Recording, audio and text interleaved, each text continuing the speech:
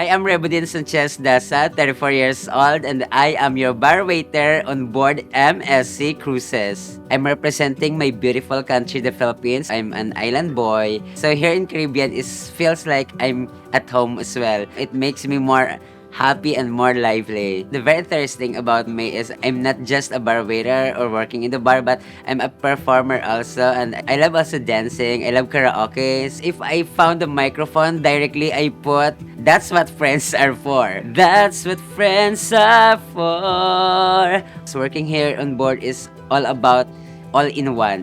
You have your vacation, you can travel around, you can explore a lot of countries and cities.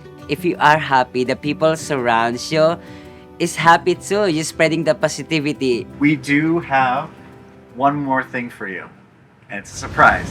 Oh my gosh, it's so fun.